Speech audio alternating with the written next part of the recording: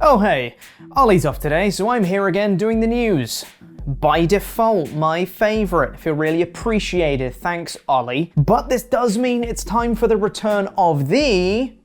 drumroll please. Stacked news! I did it. I said it. Following Adam Cole's loss to Keith Lee in the champion vs champion match at NXT Great American Bash Night 2's main event to determine the best wrestler in the world, many fans speculated that the longest reigning NXT champion could be finished with NXT entirely, as it felt like he'd done pretty much everything there is to do. However, we may have just seen the next iteration of his character on the Pat McAfee show. During an interview with McAfee, Cole fired up at the show host, dropped multiple F-bombs, and stormed off the show, reportedly breaking a microphone and a headset. I don't think that's what they mean when they say shock the system. The tensions began when McAfee started making comparisons between Cole and Shawn Michaels, stating that Cole was nowhere near what Michaels was. Cole responded in kind, saying that Michaels was the greatest wrestler of all time, but that he was worried about becoming the first iteration of Adam Cole, not the second iteration of Shawn Michaels. McAfee continued to jab at Cole, poking the bear, saying he'd use the rest of the Undisputed Era, who were more talented than him, to rise to the top of NXT, while Michaels had to do it all by himself. Cole had seemingly had enough at this point, calling out McAfee for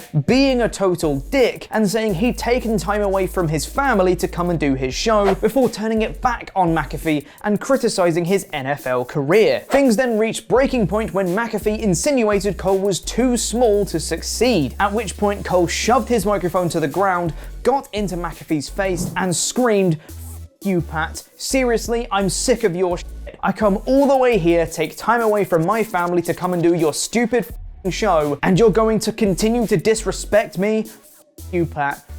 You," before storming off the show. I'm not 100% sure exactly how he felt about it. I mean, I think he should tell us in more plain words. This is seemingly a work, since Cole and McAfee have been giving each other grief since McAfee began working TakeOver pre-show panels in 2018, but it may be a glimpse into Cole's future direction in NXT, where he breaks down without the NXT title, perhaps even losing the Undisputed Era at his side. What would you like to see Adam Cole do in NXT? Let me know in the comments, because I'll be replying to people from out of Kyle O'Reilly's air guitar. Boo-boo! That's how an air guitar sounds, right? Boo-boo!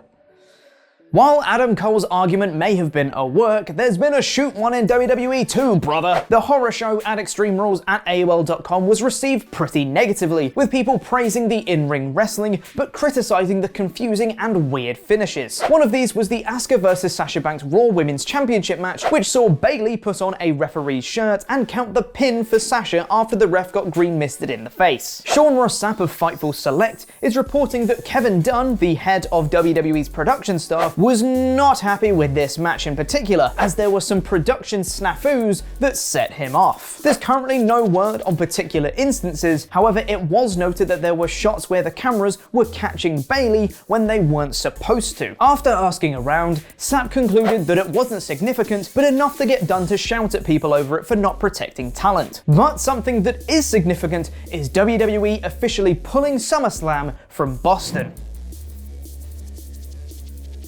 After it had been reported for ages that WWE would not be able to hold SummerSlam in Boston due to no sporting events being allowed until after Labor Day at the earliest, WWE have finally conceded defeat and pulled SummerSlam in an official statement. The statement from WWE also says that information regarding a new location for the event is forthcoming, which is most likely going to be the Performance Center, let's be real. Mike Johnson of PW Insider reported as much on July 6th, so don't be surprised to see some more NXT talent heckling their own product, like this. You are not my special mystery guest tonight. Are you nuts? That is genuinely my new favorite thing.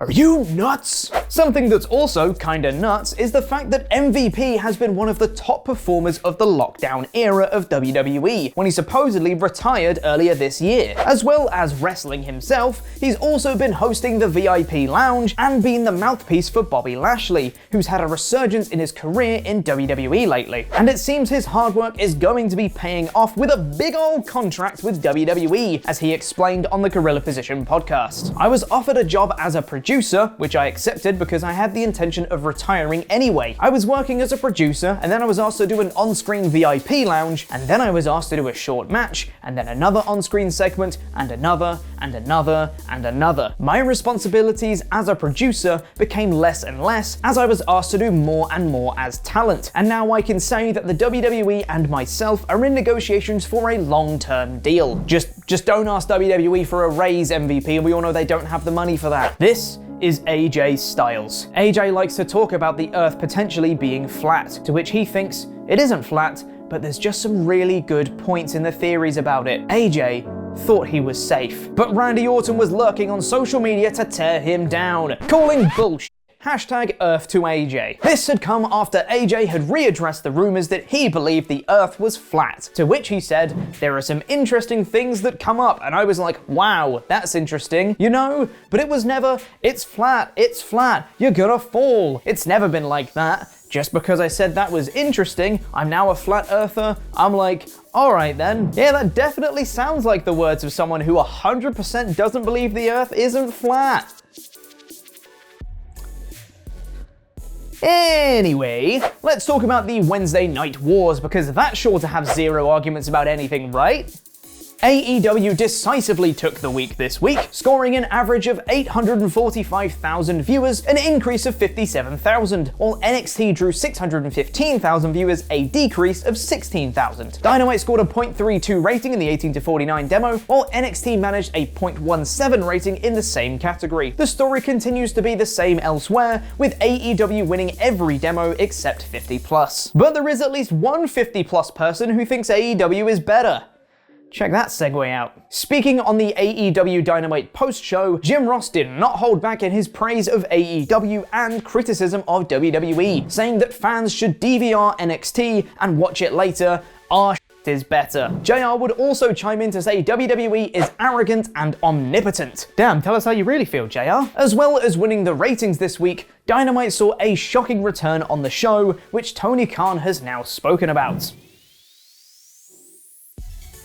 On this past week's episode of AEW Dynamite, fans were shocked to see the return of Sammy Guevara, who'd been taking time away from the ring as a result of being suspended for comments he made about WWE star Sasha Banks in an interview 4 years ago. Many were shocked to see Sammy return as quickly as he did, as it was thought his sensitivity training would last longer than a month. AEW owner Tony Khan sat down with Sports Illustrated following Sammy's return and explained why the decision was taken to bring him back. Sammy completed 4 weeks of extensive sensitivity training, and his curriculum included subject matters of tolerance, gender, race relations, and why people's words matter. I think it was the right time for Sammy to come back because he's shown he's very sorry and that he can change. He's spent every day over the past month trying to prove that. Also on this week's show was the announcement of the Deadly Draw Women's Tag Team Tournament, featuring 16 women in 8 teams. According to Dave Meltzer, it hasn't been decided whether this will be a one-off event or whether it will become annual. The fate of the tournament will be determined by the ratings. Those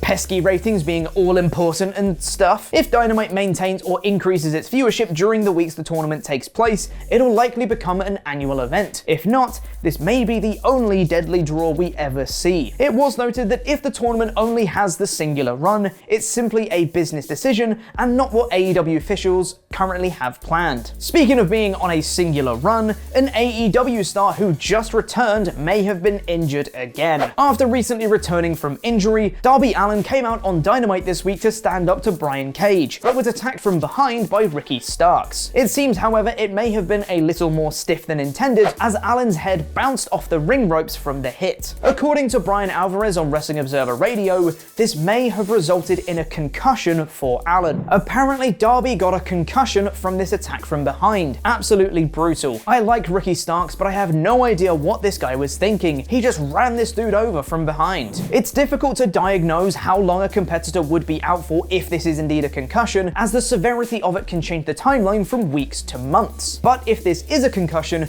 WrestleTalk would like to wish Allin a speedy recovery. But don't worry, Darby, at least you'll have plenty of company on the injury shelf. I imagine that's some kind of shelf where they all sit together and say ouch a lot. On the very same episode of Dynamite, it appears the Young Bucks and one of their opponents on the night, The Blade, were left in pretty bad shape themselves. Dave Meltzer noted that both Matt and Nick Jackson and The Blade were left pretty messed up after their Falls Count Anywhere match. The final spot of the match resulted in Matt Jackson jamming his knee on a table, while Nick is said to be shaken up by his insane swanton dive. Make sure to head over to WrestleTalk interviews right now to check out Louis Dangle's interview with FTR, where they speak about their time in WWE, what tag team wrestling means to them, and how they get along with people in AEW, which might not be as well as you think. Someone like Jungle Boy who doesn't like me personally backstage, and that's quite okay with me. I don't give one solitary damn that he doesn't like me.